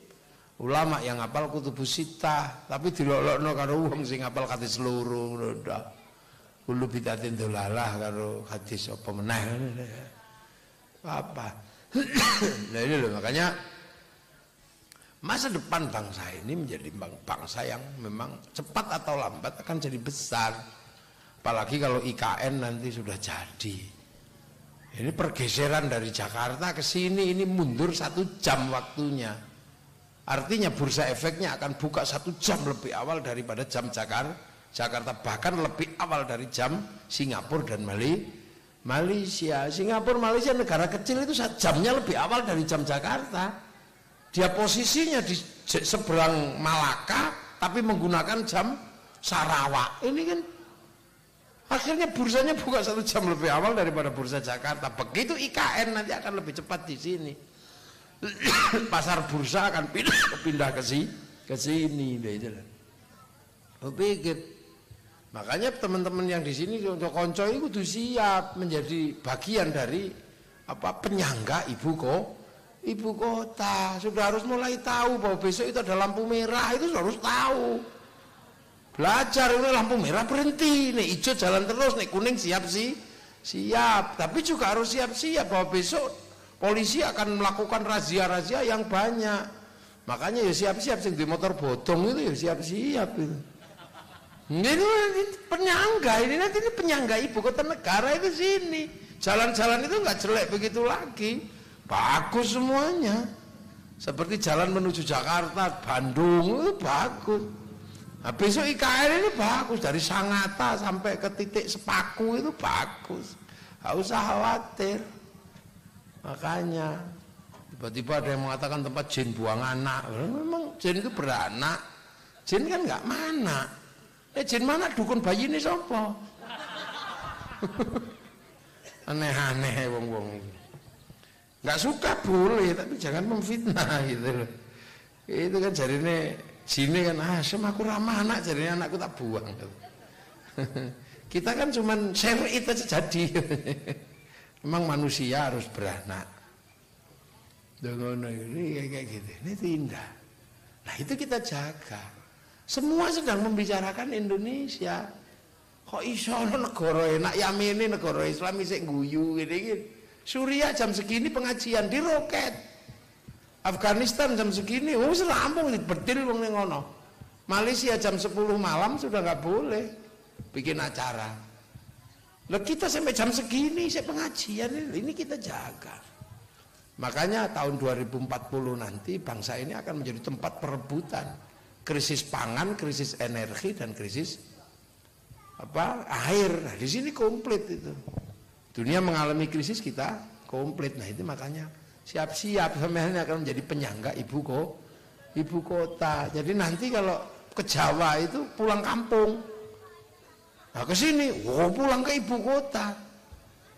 Gak keren sampean niku besok nanti pulang mana ke kampung nang Jawa. Ke sini ke ibu kota.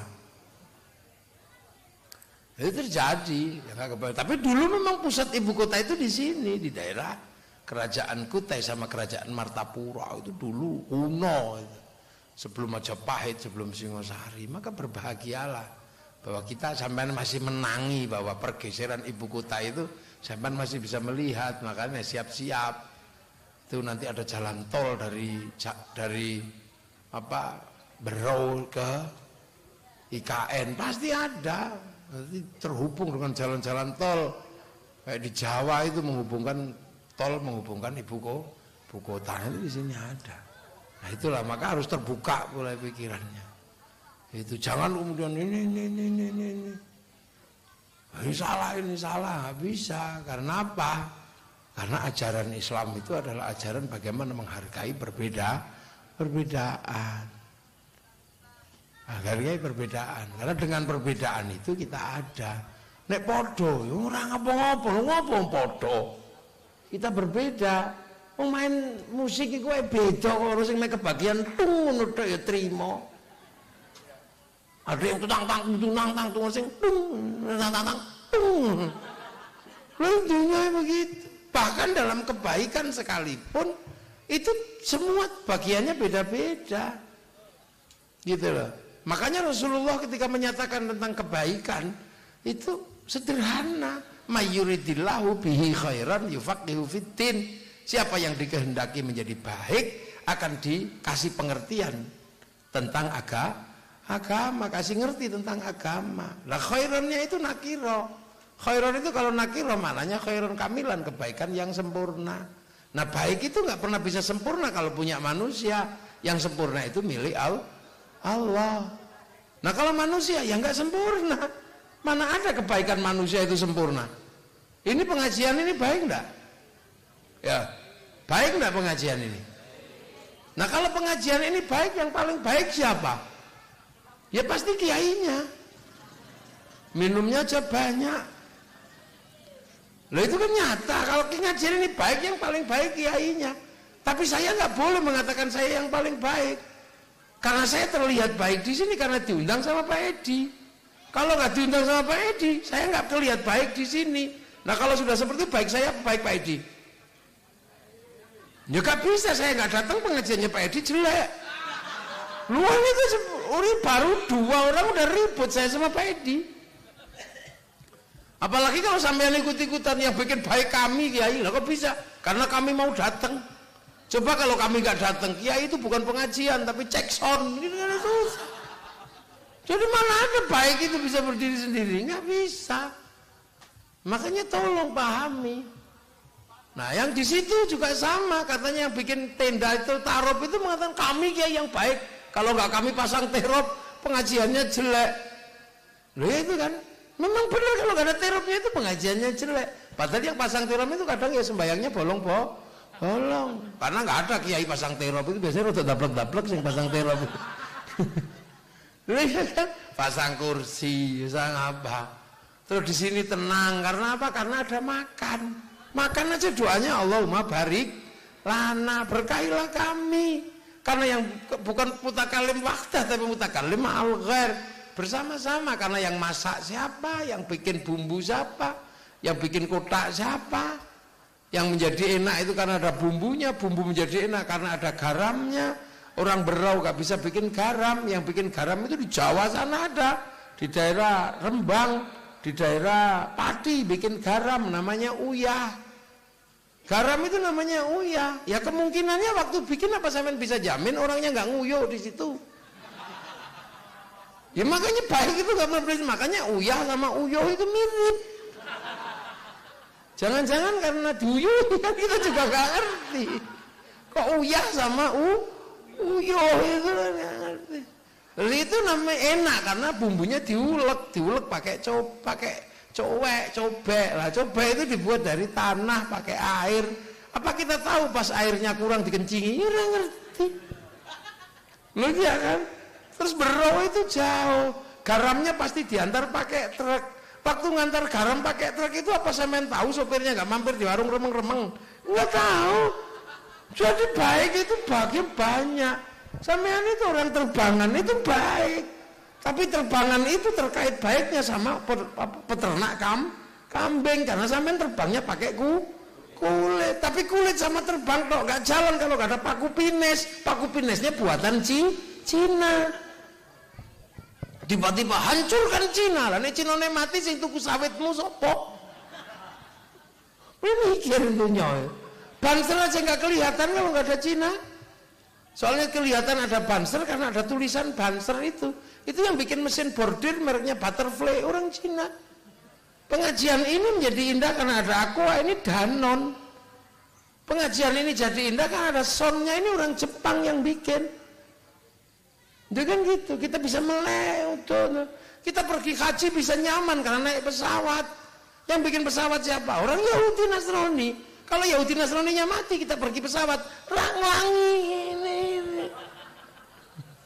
Loh, ini dunia itu begitu. Jadi jangan diprovokasi orang-orang. Makanya sudah, agama yang berbeda lakum dinukum waliyadin, tapi hidup bersama ini jaganan. Itu loh jaganan. Sholat, tapi nutup aurat. Nutup aurat itu pakai kain. Yang bikin sarungnya pabrik kain, yang bikin pabrik kain bukan Islam, kadang ngembus opo ngono sing gawe. Dan gitu. Sholat itu harus toharo itu pakai air itu pakai sanyo pakai pipa, yang bikin pipa Mas Pion. Ayo. Wah, jadi dunia ini nggak bisa, makanya sampai hancurkan apa? Hancurkan Soviet, urusan apa? Mari kita hancurkan Ukraina, urusan apa? Mari kita bela Filistin, iya belonan, tapi Filistinnya kita ajari yang rukun. Setelah merdeka rukun antar pasukan kemerdekaan Hamas, Fatah sama Hizbullah, rukun. Kita dulu dijajah berlama-lama karena kita nggak rukun. Begitu kita merdeka, pasukan kemerdekaan rukun dalam TNI, Polri. Sana nggak rukun, gimana mau bersatu? Tiba-tiba kita kemana-mana bawa bendera Filistinnya. Lah ya wes, nah itulah jenenge. Kita anti dengan bendera Indonesia tapi bawa bendera Filistin. Ya ini makanya mari kita jaga kebangsaan ini pelan-pelan. Ini baru mulai kita belajar memahami kembali bagaimana berbangsa dan bernegara. Lah inilah, ini penting karena semua orang akhirnya pada satu titik tidak bisa melintasi negara orang kalau kita bukan bagian dari bangsa mereka. Ngono masih sing terbangan ya trimo, Kang. Sing gawe piki-piki iku ya padha ae, piki-piki selawat, piki-piki dangdut padha. Meng sing kurun nganggo sarung, nek dangdut nganggo rok cekak. Ngono ta. Tapi piki-piki iku ya padha. Kencere ya padha, kencer monata sama kencere dangdut selawatan ya padha. Selawatane mike iki kadang tigo dangdutan ya tigo pengajian. Lah, memahami sing koyo ngene iki lho. Itu akhir-akhir iki angel kandhanane. Angel gitu kan. Itu jadi kebaikan, makanya masuk surga itu nggak sendiri. Masuk surga itu bareng. Karena apa? Kebaikan itu nggak bisa berdiri sendiri. Imam yang baik disebut imam karena ada makmum. Nih imamnya mlebu swarga, makmumnya ya katut. Polisi ada yang hebat karena ada penjahat. Kalau penjahatnya nggak ada, polisinya ya nggak jadi hebat. Iya, makanya suami yang tangguh itu karena istri yang cerewet. Tangguhnya suami menyebabkan dia masuk surga, cerewetnya istri sebabkan dia ikut masuk surga. Sama aja. Jadi dikira masuk surga itu sendirian, enggak. Maka no sampean yang selawatan masuk surga sesuk. Tapi si bakal kempik itu mlebu swarga sampean ora iso selawatan ora kempik. Pengajian ini menyebabkan kita masuk surga. Tukang soning mlebu swarga iku deh. Soalnya dia ini mogok terus soning dipateni ya bubar iki pengajian. Nah, memahami hal-hal yang sederhana seperti itu nggak bisa dengan kita pahami dengan emosi. Lebatnya buah sawit karena pupuk. Pupuk itu apa? Taeknya kotoran. Bejo dadi sawit timbang dadi tletongi. Lho pengono ya ndak, saling terkait. Gitu. Makanya Pak Ilyas juga sadar betul bahwa pemerintahan Bero itu kelihatan baik karena pembangunan. Nah, pembangunan itu terlihat kalau ada sarana dan prasarana. Kalau nggak cukup dibantu oleh negara, maka jangan sekali-sekali mengolok-olok negara. Apalagi negara mau dapat duit dari mana kita ribut. Negara dapat duit dari rokok, cukainya, maka rokoknya jangan diharamkan. Kalau rokoknya diharamkan 175 triliun haram. Jangan. Nah, kalau rokoknya haram, cukainya yang 175 triliun haram. Masuk APBN, APBN-nya haram. Untuk bangun jalannya haram.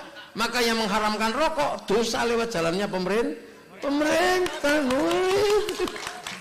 Makanya urusan rokok ikut kiai aja.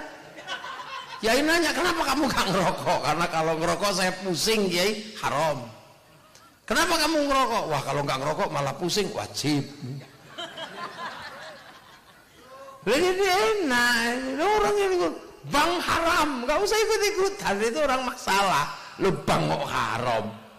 Kalau bang haram yang istiqomah, jangan pakai uang, karena uang itu produksi bank. Kalau banknya kok haram, kok pakai uang, uangnya haram, sampean dosa. Karena uang bukan produksi KUD, tapi produk bank. Pergi haji pakai bank. Kalau banknya haram, hajimu masalah. Karena haji pakai bank. Nggak bisa 40 juta dikasih pilot, Pak pilot ini nggak terima dia, harus masuk bank. Baca Quran, percetakan Quran utang bank dulu sebelum dibeli oleh negara. Jadi mau bikin keputusan itu jangan sok-sokan haram, musyrik. Waduh, ini berat. Makanya saya selalu bilang, ikutlah kiai-kiai. Yang kiai-kiai ini punya tanggung jawab keumatan. Saya ini Surya NU, punya tanggung jawab keumatan. Sekarang banyak sekali di YouTube ini kiai freelance, nggak punya umat, umatnya subscribe itu. Umatnya subscribe sama like itu loh. Kalau dia bikin keputusan ngomong suka-sukanya, nggak punya tanggung jawab organik.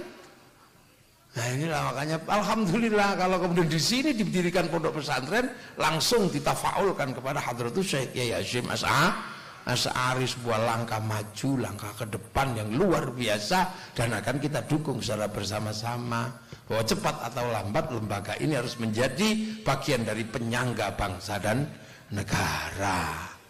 Nah itu loh, baru-baru tadi pada tanahnya gitu loh. Nanti 5 tahun lagi tak tengok, kalau belum ada bangunannya kita carikan bantuan kan gitu.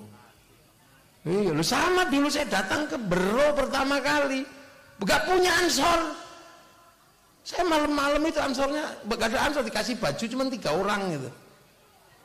Itu ketua ansornya itu masih itu seksinya itu.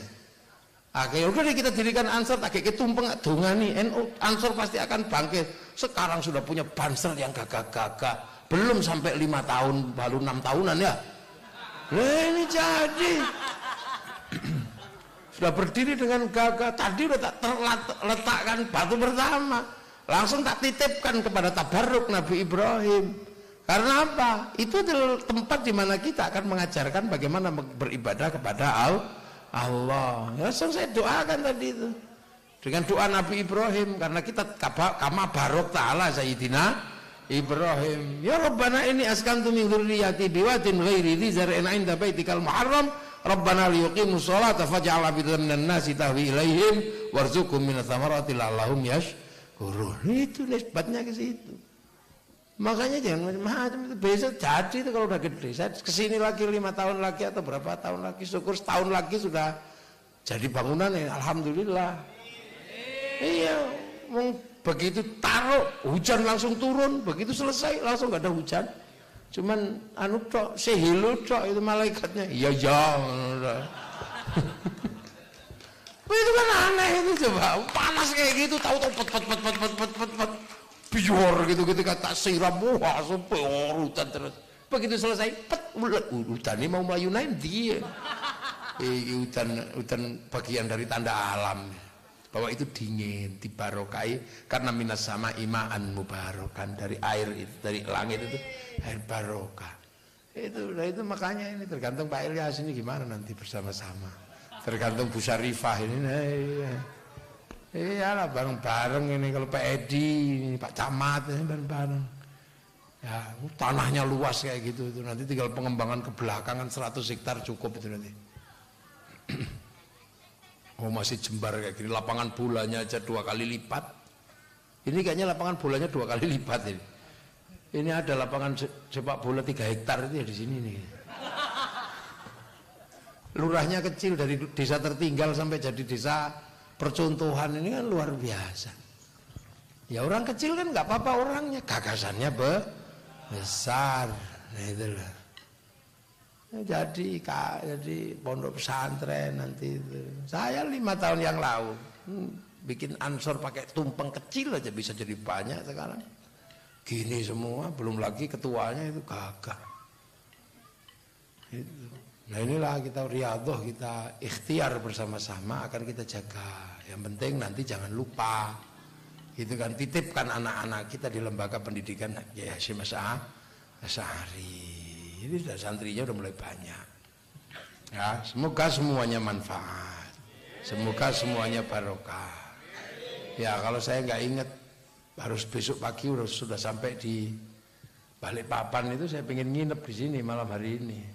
Tak tirakati dulu, tapi wis mau tak tirakati dulu. Ya ini para pemirsa yang jauh di TVNO. Ya ini assalamualaikum, saya dari Berau, ini lagi di Berau. Sebuah pulau yang bukan pulau ya, kabupaten yang jauh di Kalimantan Timur, ujung Kalimantan Timur ya. Ada pulau namanya Pulau Derawan, terus ada pulau satunya Maratua. Itu kalau dalam bahasa Jawa mertua. Pan itu.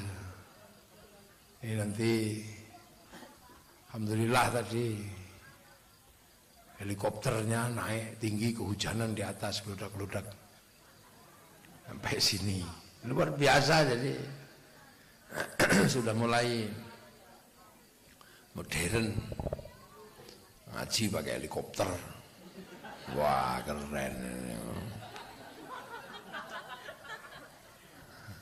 Padahal saya biasanya naik layangan. Helikopter ada senjatanya lagi. Ini kelingan rainbow.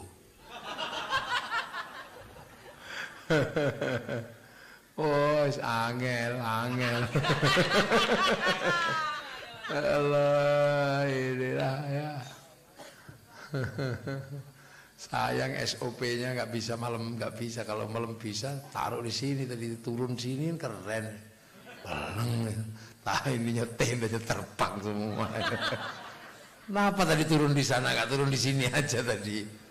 Oh, ada helipadnya enak ini, itu paling. Kan keren kampung ini dituruni helikopter tadi itu. Iya kan? Masa turunnya jauh ini.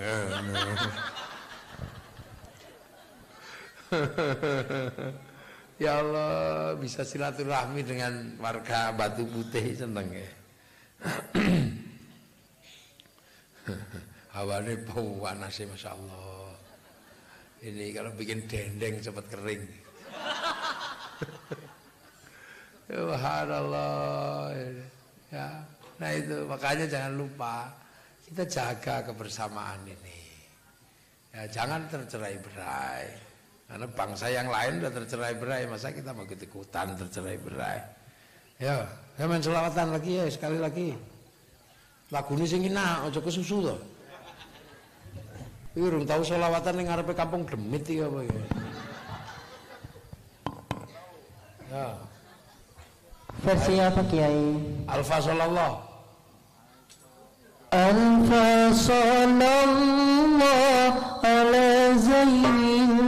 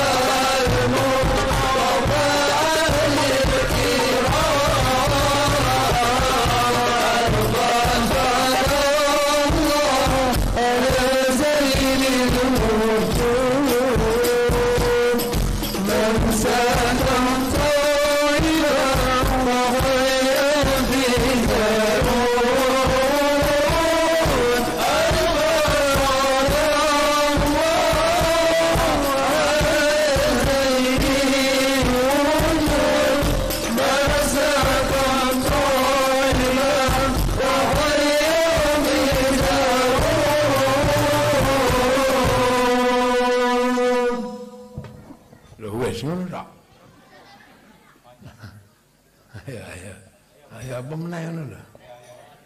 Ya Muhaimin. Lah yo ngono iku terusno. Mandek ibu. Ya Muhaimin.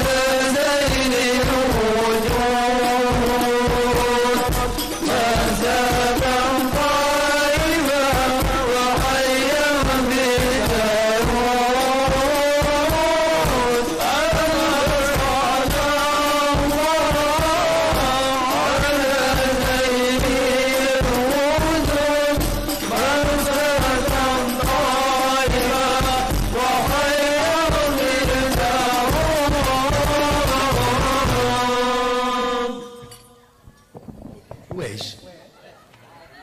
Ampun.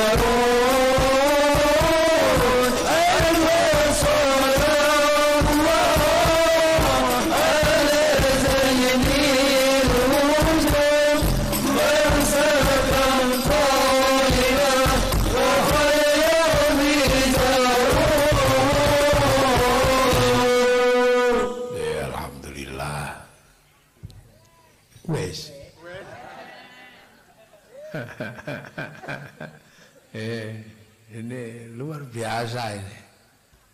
Setelah sekian lama istirahat, udah mulai bagus lagi saya.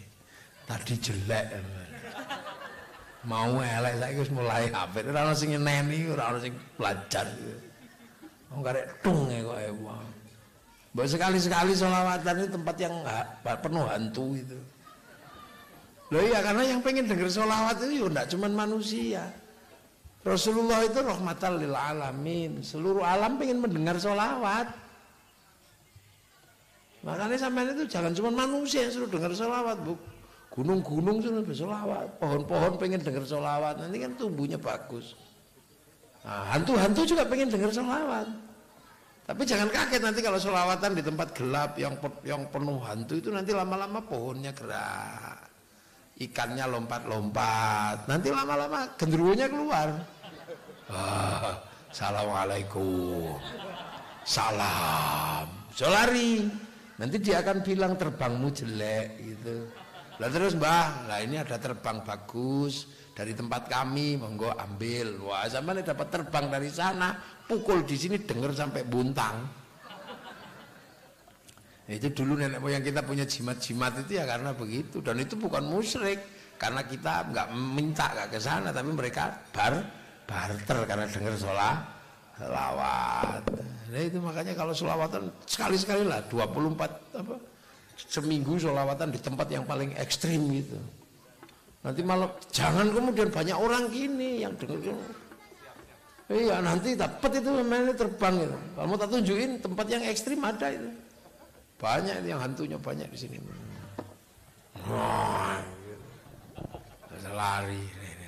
Karena apa? Sholawat ini dirindukan oleh semua makhluk Allah. Gak cuma manusia toh. Karena sholawat itu bukan cuma sampean yang ngomong, bukan cuma sampean yang bersolawat. Karena yang bersolawat itu Allah dan malaikat. Nah kalau Allah yang sholawat, malaikat yang sholawat, sampean numpang di situ, terkenal sampean di langit sana. Makanya jangan sambil ngantuk kalau sholawatan. Kalau ngantuk,